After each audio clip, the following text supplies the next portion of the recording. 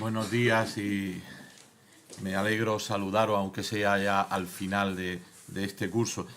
Yo había preparado algunas cosas, pero después de escuchar a Ignacio voy a empezar por otras, ¿no? Voy a empezar por una afirmación que él ha hecho, que no es suya, que es de Nacho Escolar, y es eso de tengo comunidad. Esto tiene que ver mucho también con nosotros, tiene que ver con los jóvenes, tiene que ver con el mundo de la evangelización. Y hay otra afirmación que a mí personalmente me llama la atención, no porque sea desconocida, cuando ha definido el fenómeno Podemos como una estrategia de comunicación, pues la misma que ha llevado a Pedro Sánchez donde está, un gran experto en comunicación que estaba detrás, y la misma que ha llevado a Pablo Casado donde está, que tiene otro gran experto en comunicación. Esa es la realidad. Y dicho esto, pues yo quisiera insistir en esto.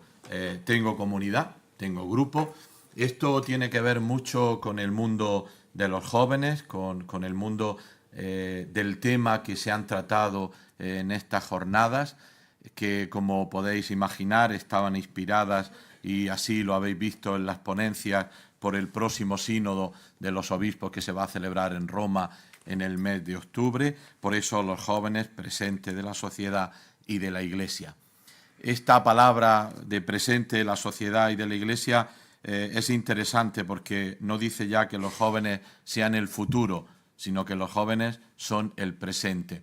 Y esto me lleva a una primera reflexión, muy breve todo, y es que esto lo insiste el Papa Francisco mucho: los jóvenes no tienen que ser el objeto de nuestra pastoral, sino que tienen que ser sujetos de nuestra pastoral.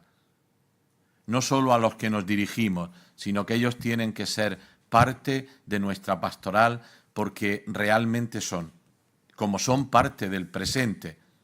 Es verdad que son los que vivirán el futuro, los que tendrán en su mano el futuro, pero son ya parte de este presente.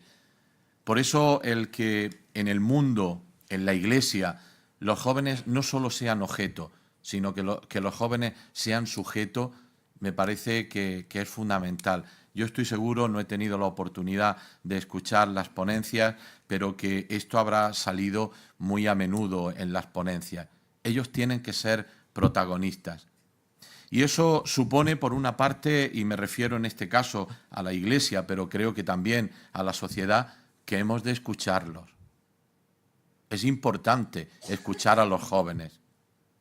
Yo también, siguiendo un poco, porque es lo que tenemos más reciente, a mí también me habría gustado hacerle alguna pregunta a Ignacio, ¿no? Es decir, bueno, todos estos movimientos juveniles, por una parte de protesta, pero de alternativa, pues no son tan espontáneos. Detrás está una educación, un estilo de educación, una formación.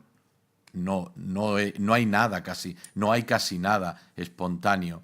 Por tanto, creo que el que los jóvenes sean sujetos supone escucharlos, ver cuáles son sus preocupaciones, qué es lo que piensan, a qué aspiran, cómo viven. Y al mismo tiempo, el que los jóvenes sean sujetos significa darles protagonismo, responsabilizarlos. Creo que forma parte también de ese jóvenes sujetos de la pastoral de la Iglesia, jóvenes sujetos del mundo. Al principio del capítulo, del primer capítulo del Instrumentum Laboris, del próximo sínodo, hay un texto de las palabras del Papa en el viaje a Río de Janeiro con motivo de la Jornada Mundial de la Juventud, que me parece interesante y que quiero leer. Este primer viaje, dice el Papa Francisco, precisamente para encontrar a los jóvenes, pero no para encontrarlos aislados de su vida. Quisiera encontrarlos precisamente en el tejido social, en sociedad, porque cuando aislamos a los jóvenes cometemos una injusticia, les quitamos su pertenencia. Es verdad que tenemos que mirar al mundo de los jóvenes, tenemos que mirar a los jóvenes en su mundo, en su cultura, en su hábitat, en su modo de ser, en lo que ven, en lo que oyen, a lo que aspiran. Es verdad que no existe la juventud, existen los jóvenes. Y aquí yo creo que hoy se da un doble fenómeno. Por una parte, los jóvenes son diferentes según su cultura, según donde se mueven. Por ejemplo, los jóvenes del medio rural en España, los jóvenes del medio urbano.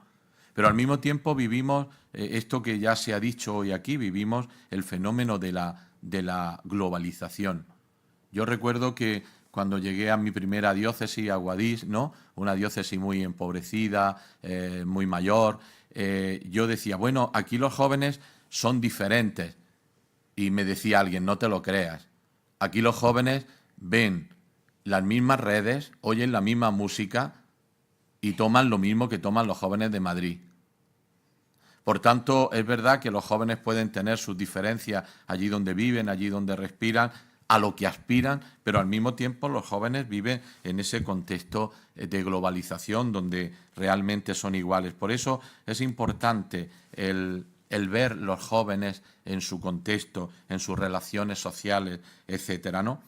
Y después, si preguntamos, quizá las personas más mayores nos dirían, o cuando digo más mayores, digo relativamente mayores, porque ¿dónde está el límite de la juventud? Dicen los sociólogos también que hoy la adolescencia termina a los 30 años, ¿no? Pues entonces la juventud a los 60 o a los 70, ¿no? Por tanto, ¿cuál es el límite? Parece que el sínodo ha dicho de 16 a 29. Pero bueno, quiero decir que si preguntamos a personas más mayores nos diría que los jóvenes de hoy son muy diferentes a como éramos, por ejemplo, los jóvenes de los años 80, ¿no? Que hoy son muy diferentes, ¿no? Incluso hay por ahí estudios de la juventud, sobre la juventud, que dicen que los jóvenes, a pesar de todos estos movimientos, son más comprometidos que éramos en los años 80. No sé si es verdad. Por ejemplo, dentro de la Iglesia, pues hay jóvenes que les gusta más la liturgia que Cáritas, ¿no? Por ejemplo. No sé si será verdad. Pero al mismo tiempo hay algo que es importante. Yo creo que en el ADN de la juventud está que siempre el joven es un gran buscador de sentido. El joven siempre quiere mejorar lo que ha recibido. Y muchas veces hemos de reconocer que es que nosotros no nos acostumbramos a cuando éramos jóvenes. Yo tengo un matrimonio, amigos míos de mi tiempo, que cuando sus hijos en la adolescencia le daban que hacer y la madre, mi amiga, protestaba a su marido, le decía, acuérdate cuando tú tenías esa edad. Por tanto, en el fondo, los jóvenes creo que siempre tienen ese componente, ¿no?, de buscar, de mejorar, de abrirse al mundo. El Papa Francisco también habla que en la Iglesia son fundamentales los mayores y los jóvenes. Los mayores porque son las raíces, los jóvenes porque son las alas para volar, ¿no?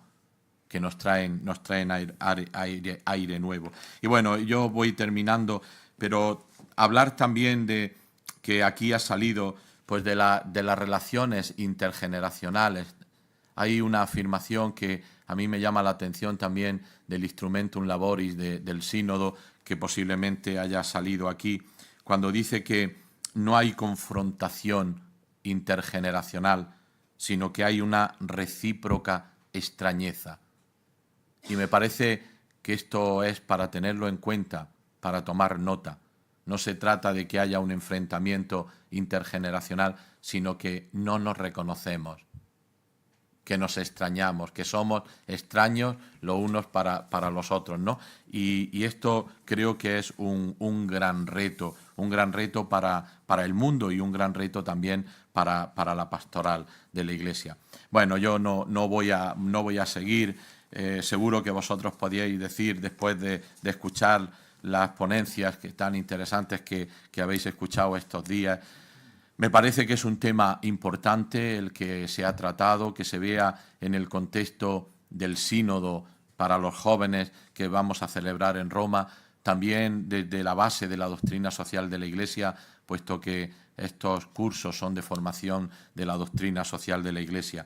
Antes de terminar, quisiera, aunque sea un año más, pero el que sea 25 años de los cursos de doctrina social de la Iglesia es también un hito y es importante, interesante.